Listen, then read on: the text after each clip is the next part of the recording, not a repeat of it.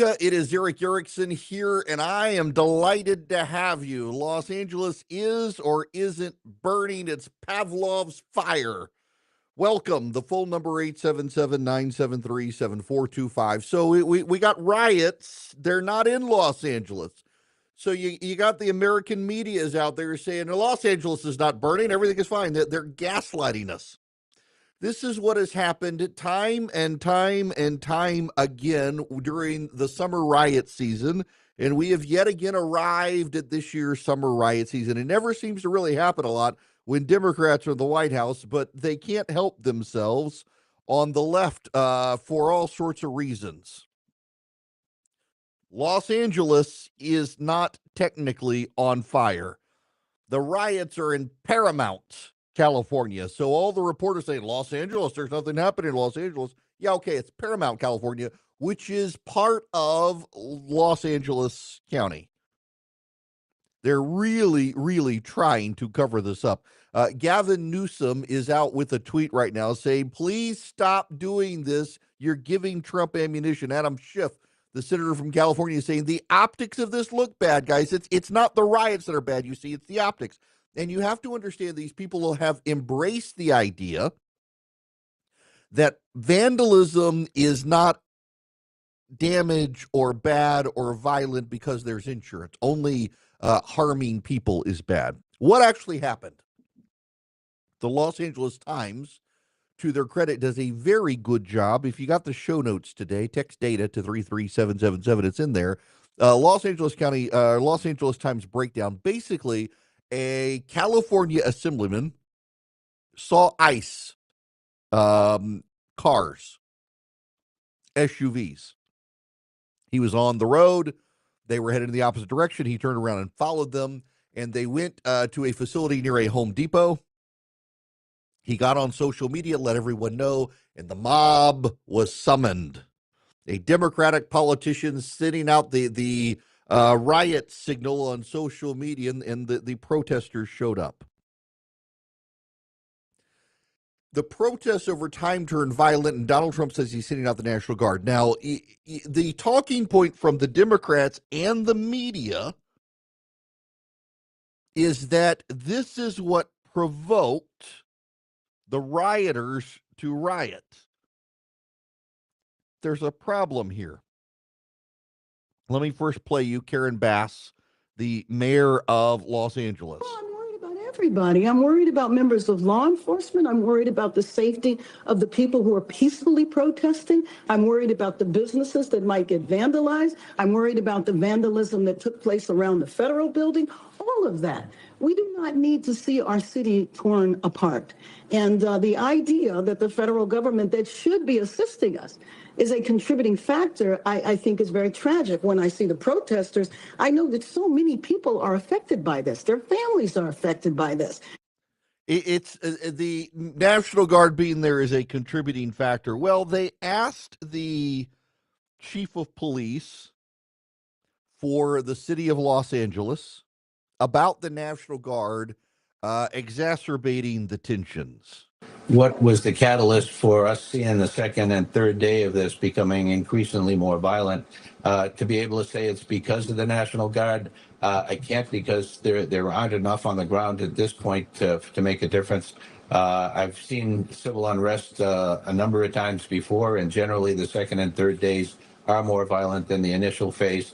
And so this is not much different from that pattern. But certainly, I think there's a number of things that cause people to come out. Much of it is they watch this and see it on TV, social media, whatever social media outlets they follow, or asking them or telling them to come down and be part of this. And they do that. And they come out here, and many come out and just want to see what's going on. They're out there with their cameras, but they're putting themselves in harm's way and potentially setting themselves up for a criminal future. When you look at some of the things that are happening here, somebody could easily be killed. And if you're part of that, then you're going to be facing those charges as well. In case you missed it, the chief of police for Los Angeles says the National Guard, there aren't enough of them to matter. In the second and third nights of these things, they tend to turn more violent as more and more people show up, agitators show up, and that's what's happening. It has nothing to do with the National Guard. That was the line given by Democrats and members of the media, though. That was the talking point that came out, that Donald Trump provoked this, Donald Trump wanted this. And the LA County Chief of Police says that's not true. And by the way, there's not a whole lot that they can do, and they're not really engaged in what ICE is doing. You should note, by the way, and this is a fact, this is not my opinion. This is a fact. The National Guard soldiers who are there, and they're not a lot, have surrounded the ICE facility to protect it from where the rioters were. The rioters, the cars you're seeing burned, the violence you're seeing done is mostly happening to LA County police and to California Highway Patrol vehicles, not actually to federal vehicles. It is the LA County police and the California Highway Patrol who are out trying to stop the rioters, while the National Guard is just protecting the ICE facility. But you wouldn't actually know that from the media, the very same media that wants you to know this really isn't affecting LA and nothing's happening in LA. It's no big deal. It's a small isolated incident. Are also like the National Guard has whipped these people into a riot. They want to have it both ways. In fact, if you want to get some of the wild commentary, listen to this reporter on KTLA 7.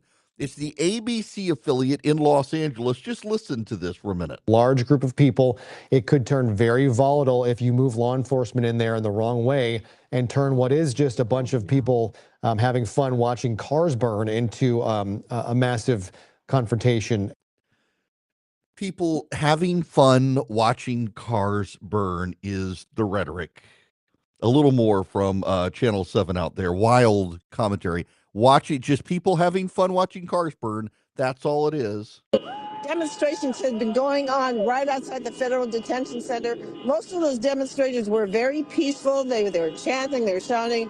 People were driving by, honking their horns. And again, they were expressing their anger about the detention of so many immigrants at the Federal Center.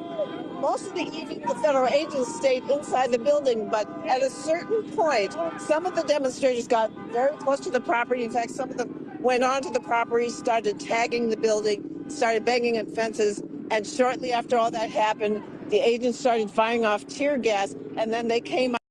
What you can't see there on radio is as she's talking, trying to say it's no big deal, she's beginning to be surrounded by the rioters who are shooting the middle finger into the camera.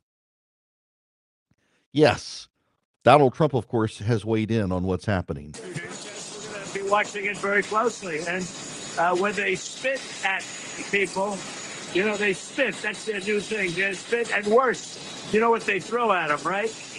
And when that happens, I have a little statement. They say, they spit, we hit.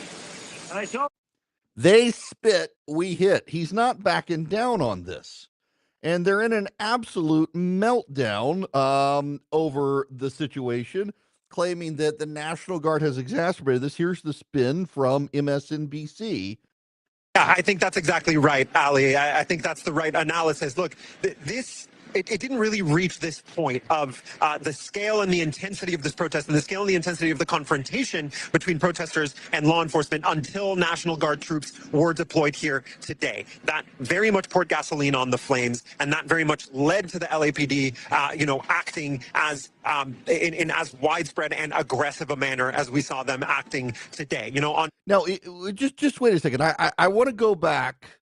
And I want to replay this clip for you. You've now heard this, but I want you to rehear. This is an MSNBC reporter carrying water for the left. Yeah, I think that's exactly right, Ali. I think that's the right analysis. Look, it didn't really reach this point of the scale and the intensity of this protest and the scale and the intensity of the confrontation between protesters and law enforcement until National Guard troops were deployed here today. The scale and intensity didn't happen until National Guard was deployed today, but the National Guard, though deployed, was not actually present. And then what happened? That very much poured gasoline on the flames, and that very much led to the LAPD, acting as in as widespread and aggressive a manner as we saw them acting today. So it was the LAPD, not the National Guard, that was acting aggressively. It was the LAPD.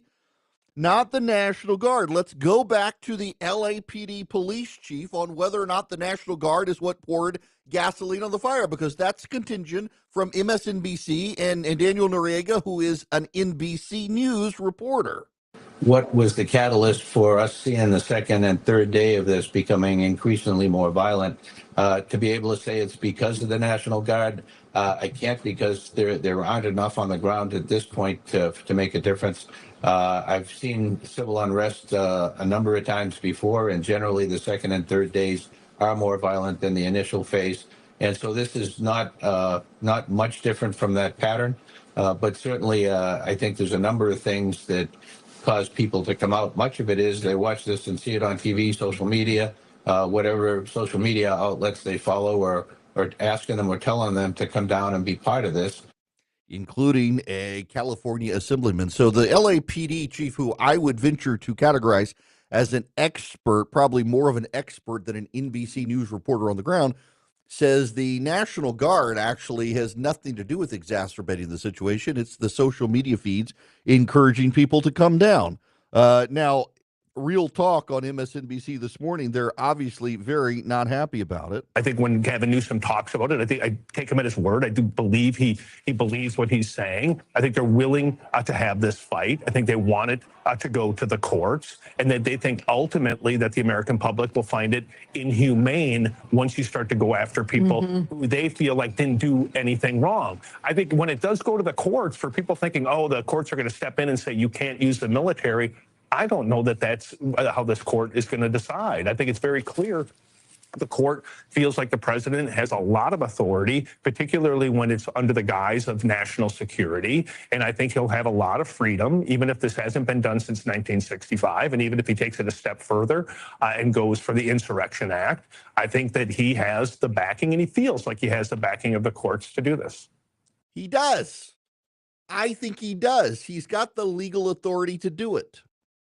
Gavin Newsom would be fine with these places burning down. The other issue here is beyond the Democratic politicians. It is members of the media. You know, when there were the riots in Portland, Oregon, and they were attacking the Federal Center, you had left-wing reporters reporting in major mainstream publications. I was able to eat my hot dog peacefully in downtown Portland and didn't even smell tear gas. It's never a big deal. Brian Stelter on CNN said, there are 1 million people in LA and none of them know what's going on. I don't know if you guys know this or not, but on 9/11 in 2001, only in New York, Washington, and a field in Pennsylvania did anything happen. The rest of the nation, nothing happened. To dismiss it as not a big day, though, is absurd. It is Paramount, California. The media, notice they're not saying Paramount, California. They're trying to make it all about LA, to say it's there's nothing in LA. It's true. Los Angeles is not burning, at least from the riot. From the wildfires, yes. From the riots, no. Los Angeles is not burning. Paramount, California, which is in LA County, there are riots. Are they within a block or so of a federal ICE facility? Yes. It's not widespread, but it doesn't matter. They have turned violent. And for the media to say Donald Trump poured gasoline on the fire by summoning the National Guard, they weren't there when it turned violent. The Los Angeles County Police Department chief says the National Guard's not to blame. This happens on the second and third day. We're seeing masked individuals waving Mexican flags, firebombing police cars, throwing Molotov cocktails at ICE vehicles as they drive by. People found piles of cement suddenly showed up. Who is putting the piles of cement out? There's got to be an investigation into this. Seriously. People went by in vehicles and dropped off piles of rubble to throw at ICE vehicles and police vehicles. People were throwing Molotov cocktails off the 101 onto police cars parked below, blocking traffic, catching them on fire. This is the left in action. The summer riot season has begun. And now, 24 hours into this, after saying Donald Trump caused this, it's Donald Trump's fault, you've got Gavin Newsom and Adam Schiff and other Democrats coming out saying, hey, guys, stop it. Stop it. This is helping Donald Trump. This is emboldening Donald Trump. Yes, because I would submit to you that but for COVID, Donald Trump would have won re-election in 2020 on a law and order message. Americans do not like violent rioters, and they do not like people stymieing the deportation of illegal aliens. That's what this is all about. The American people are not on their side, and you're going to turn them further to Donald Trump. And Gavin Newsom, Adam Schiff, and the other Democrats realize the left is yet again overplaying their hands, driving law and order Americans into the arms of Donald Trump. Have something to say? Hello. Call the show. 1-877